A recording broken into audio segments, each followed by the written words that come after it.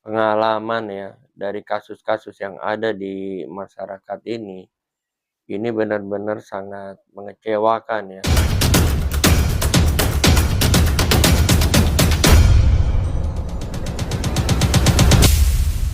Ya buat saya itu aneh sekali ya. Padahal si Ronald itu kan tersangka pembunuhan yang diawali oleh penganiayaan. Ya, oleh karena itu aneh nih apa yang menjadi dasar hukum hakim itu memutus bebas kepada yang bersangkutan.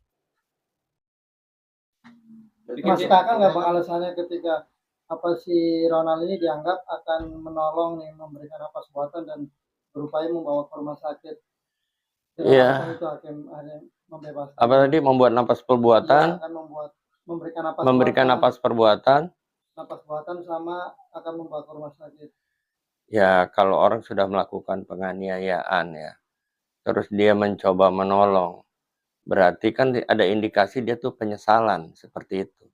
Nah, tapi penyesalan kan tidak serta-merta alasan itu memutuskan hakim bebas. Ya, karena penganiayaan sudah terjadi.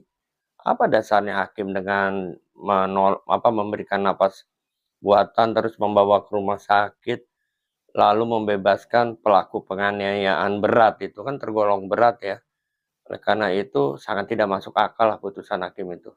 Dan hakim juga memberikan apa itu pertimbangan karena meninggalnya kebanyakan alkohol bukan karena dari Ronald sendiri. Kalau banyaknya alkohol, benar nggak otopsinya karena kelebihan alkohol, meninggal akibat karena overdosis misalnya alkohol, minum terlalu banyak begitu kan. Saya yakin kalau orang mabuk alkohol semabuk-mabuknya juga langsung pingsan ya, tapi tidak sampai meninggal. Kemungkinan ada keterlibatan orang tua Ronald nggak bang, yang kita tahu kan salah satu orang tua Ronald ini kan pejabat gitu bang. Kalau menurut saya keterlibatan itu kan harus dibuktikan lebih dalam lagi ya. Tapi saya analogikan ke saya, kalau anak saya misalnya terjerumus ke suatu masalah tindak pidana atau yang lainnya, saya pasti akan membantu sebagai orang tua. Nggak mungkin saya melepaskan anak, minimal bagaimana caranya meringankan anak saya dari putusan hakim gitu loh. Itu kalau saya, tapi kan kalau yang bersangkutan ya kita lihat aja nanti kan, perlu didalami. Oleh karena itu hakim yang memutus bebas itu perlu dipanggil, ada apa dasarnya kan? Apa karena faktor yuridis atau diduga ada faktor ekonomis seperti itu. Artinya komisi yudisial harus memeriksa nih hakim yang memberikan. Oh ya, wajib komisi yudisial wajib. Apa alasan yuridisnya kan? Oleh karena itu didalami itu perlu diperiksa, bahkan mungkin ada komunikasi, alat-alat komunikasi yang bersangkutan harus diperiksa ya, dikhawatirkan ada komunikasi di situ yang berkaitan bukan dengan faktor yuridis tapi yang di luar yuridis. Bang, menurut abang ada kejanggalan nggak sih bang? Kita tahu kan dia sudah menganiaya dan menimbulkan korban jiwa. Tapi hakim memutuskan dia bebas bang. Pandangan abang seperti apa bang? Ya jelas janggal lah, penganiayaan aja itu udah penganiayaan berat. Apalagi saya dengar ditabrak mobil dulu terus terseret, kan itu penganiayaan berat. Minimal kalau itu bukan faktor penyebab kematiannya, tapi penganiayaannya kan harus dihukum. Enak bener ya kalau ada orang menganiaya, ditolong, dibawa ke rumah sakit, terus bebas dari hukuman. Ini kan aneh, gitu loh. Hakim juga mengatakan bahwa tidak adanya saksi bang. Yang kita tahu kan di apartemen itu ada sapam bang dan CCTV bang. Loh iya kan ada bukti CCTV, ada security di situ kan. Saksi apa lagi yang diperlukan oleh hakim? Kan hakim juga harus pakai dong, ada keyakinan hakim dalam memutus. Masa orang tiba-tiba luka, terus tiba-tiba meninggal, tidak ada sebab akibatnya. Itu logika sederhana aja. Ya nggak, itu bisa kuliah lah di tempat saya itu 2 SKS murah gitu. Terus seperti apa biar bisa merubah putusan hakim sendiri apa langkah hukum dari jaksa? Ya jaksa harus naik ke pengadilan yang lebih tinggi lagi. Ya kan, yang saya pikir di sini hakim salah menerapkan hukum menurut saya. Kalau salah menerapkan hukum itu langsung aja kasasi kan, seperti seperti itu.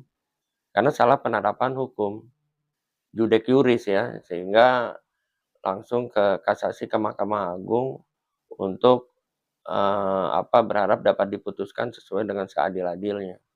Bang, hakim kan sudah memutuskan bahwa Ronald Tanul kan bebas. Bisa nggak sih Bang kalau misalnya Ronald Tanul itu terbukti dan dimasukkan ke dalam penjara lagi, Bang? Ya bisa dong, kan kalau hakim kasasi kalau memang terbukti ya, yang bersangkutan dapat masuk ke penjara, tidak bebas begitu aja. Sesuai dengan putusan hakimnya nanti bagaimana di Mahkamah Agung begitu.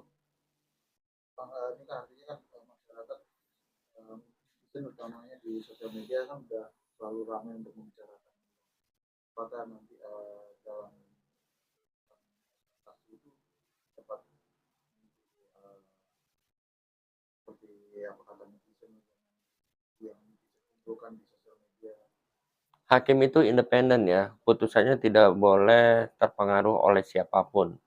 Dan siapapun tidak boleh intervensi kepada hakim. Itu udah jelas, sudah diatur ya.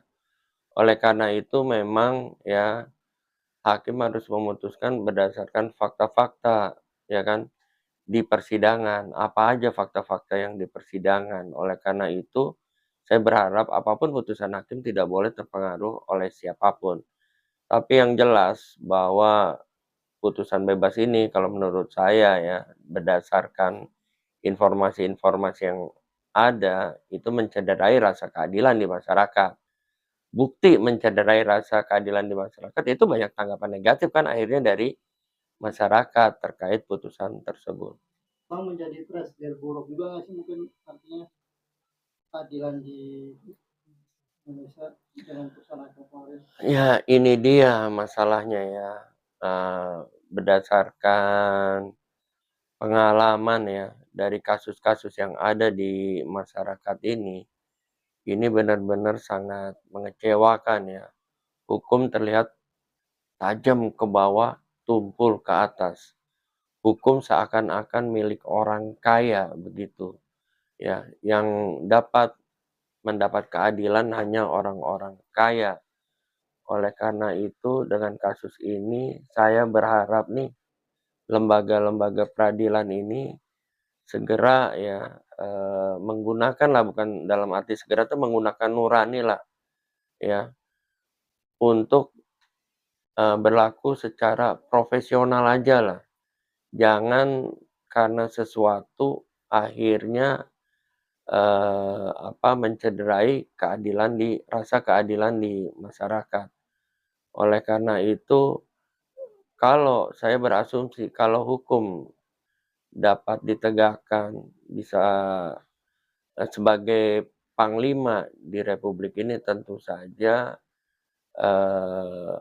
rasa keadilan akan didapat dan masyarakat juga ada kepastian hukum, bahkan hukum itu kalau itu betul-betul diterapkan akan berbuah kesejahteraan bagi seluruh rakyat Indonesia, begitu maksud saya.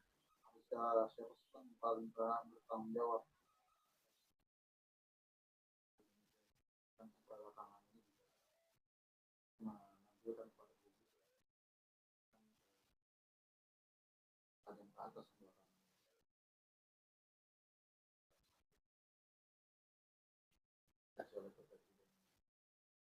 Ya, kalau yang paling bertanggung jawab terhadap hukum di Indonesia ya mereka yang punya wewenang, ya instansi-instansi penegak hukum yang menerima gaji dari negara, ya terus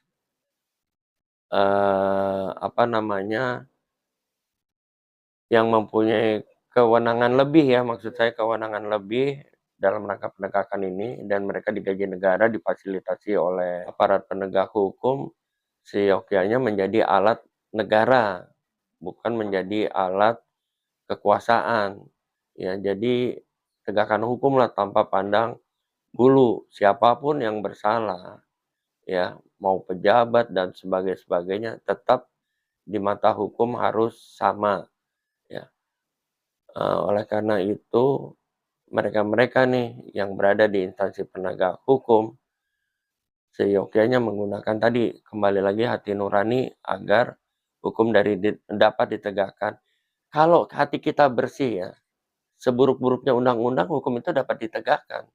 Tapi kalau hati kita kotor, sebagus-bagusnya undang-undang tetap aja tidak bisa ditegakkan hukum itu.